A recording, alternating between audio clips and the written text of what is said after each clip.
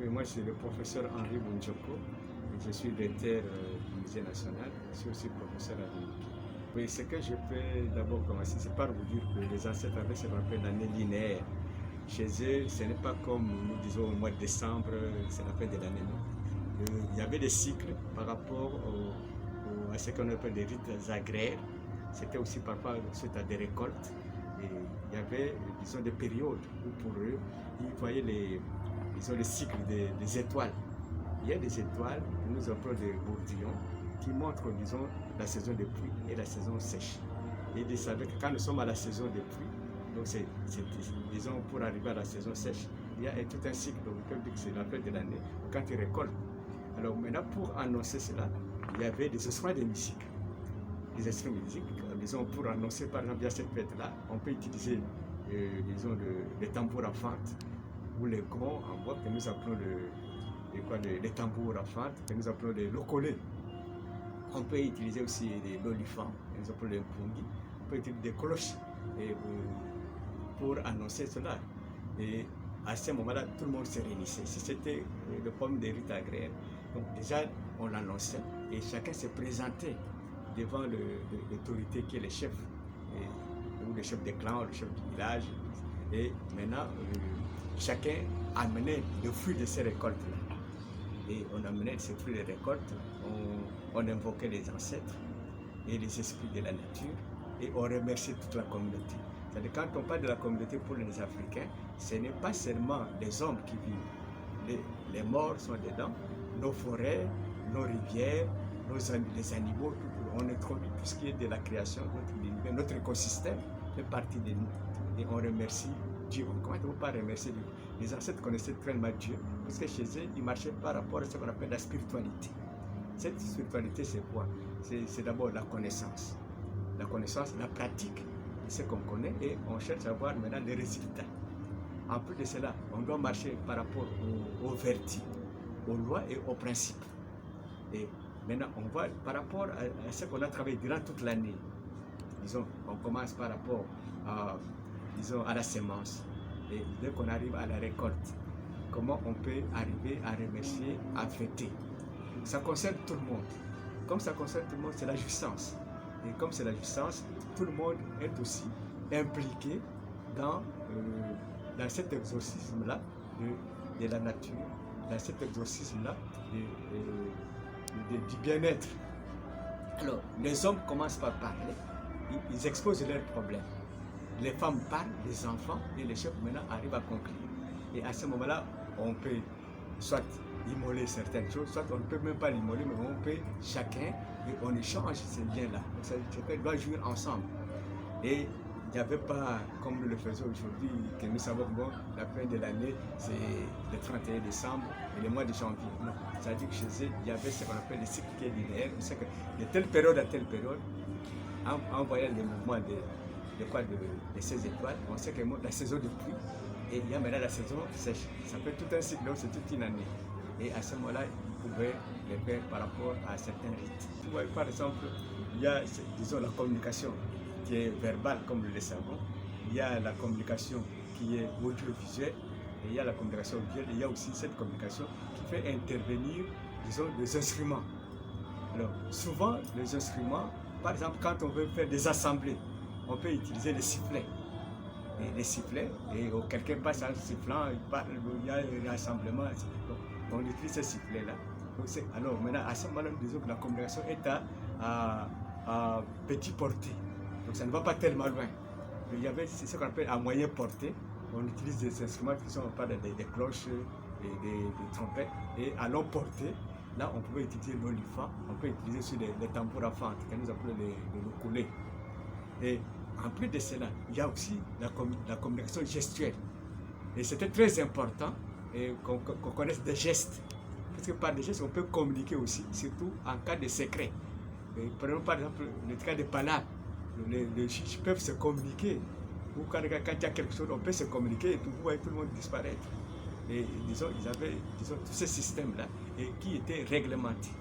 Et on ne pouvait pas les faire. Par exemple, on vous dit par exemple le soir, on ne peut pas appeler quelqu'un par son nom. nous, quand on grandissait, nous avons nos noms à nous et nous avons aussi des noms d'enfance. Et le soir, on ne peut pas m'appeler par mon nom Bunjoko, non. On m'appelle un autre nom que tout le monde connaît pour que les esprits ne puissent pas communiquer directement avec moi ou que je ne sois pas emporté par des forces maléfiques. Oui, c'est tout ça. Il y avait des codes. On peut communiquer aussi par des codes. Donc c'est tout ce que nous pouvons dire. Et par rapport à la chasse, on pouvait communiquer avec son chien. Alors qu'est-ce qu'on faisait? On le faisait avec ce qu'on appelle des grelots. Alors quand le chien est là-bas, vous attaquez directement, vous savez que donc, le chien est à tel niveau, à telle distance, et vous pouvez le suivre. Il y avait tout un système pour la communication. Les avantages, c'est quoi? C'est-à-dire que quand on fait la fête, cette fête-là, c'est communautaire. Ce n'est pas une fête individuelle. Chacun, on échange. Ouais, tu manges avec moi, moi je mange avec l'autre. Pas dans ma société, nous avons ce qu'on appelle Katadu. Katadu, c'est un repas où tout le monde, pendant la fête, donc on prépare, on fait un grand repas, on met la viande, on met tout ce qu'il faut dedans et chacun mange, et disons là où il est. Et on se rencontre tous, on se met ensemble, donc on vient terminer ensemble. Vous voyez, c'est pour montrer que nous sommes tous ensemble. C'est le symbole de la cohésion, de la justesse, des festivités d'ensemble. Vous voyez, donc c'est une façon. Chez les autres aussi, après, on pouvait maintenant danser. Et il y a des chansons qui montrent carrément qu'on est vraiment dans la festivité. Il y a parce que les danses aussi sont spécifiques. Les chansons sont aussi spécifiques. C'est par des chansons, par des gestes de danse. Disons, on peut aussi savoir que les gestuels, on peut savoir que non, ça concerne la fête. Ce n'est pas le deuil, ce n'est pas la naissance, ce n'est pas non plus l'investiture. La besoin de festivité chez nous, c'est quoi? C'est-à-dire, en grande partie, il y a d'abord la boisson, hein, et tout est beaucoup orienté vers la jouissance. Mais chez eux, ce n'était pas seulement chez eux, tout était beaucoup orienté vers les bilans. Vers les bilans. Qu'est-ce que je voudrais dire? C'est-à-dire que tout ce qu'ils avaient fait durant toute l'année, ils devraient les amener comme fruit de leur, disons, de leurs efforts, et que chacun devrait se réjouir à travers ça. Mais chez nous, si quand nous le faisons, c'est plus aussi individuel, où on peut le faire dans la collectivité, mais de façon restreinte. Or là, la fête concernait toute la communauté, concernait tout le monde en même temps. C'est comme par exemple les deuils concernent tous les villages. Donc quand les villages doivent fêter, c'est tout le monde qui est en fête.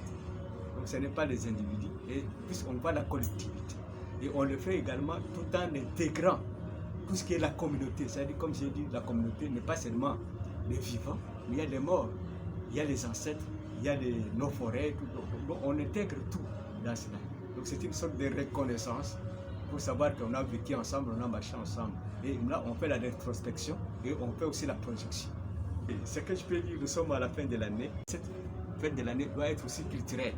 Culturelle dans le sens que nous devons aussi voir si réellement nous avons marché avec notre héritage culturel, avec notre identité culturelle. Est-ce que nous avons aussi essayé de nous approprier de notre culture? Est-ce que nous avons fait un effort pour contribuer au développement de notre collectivité, de notre pays ou de nos associations? Puisque l'Africain, d'une manière générale, ne travaille pas pour l'individu, pour l'individualisme, pour les fins égoïstes, mais c'est toujours ce qui est communautaire, ce qui est collectif. Et nous allons nous poser cette question. Quand nous allons nous réjouir ici, nous allons aussi nous poser quel est notre bilan, quel est notre rapport, qu'est-ce que nous devons aussi faire pour que nous puissions corriger aussi les erreurs du passé. Il ne faut pas que nous allons seulement pour boire, nous enivrer, tout ça, pour réfléchir, non.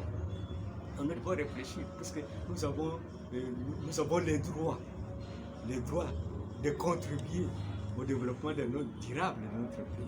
Qu'est-ce que nous avons fait? Et qu'est-ce que nous devons faire par rapport à nos devoirs?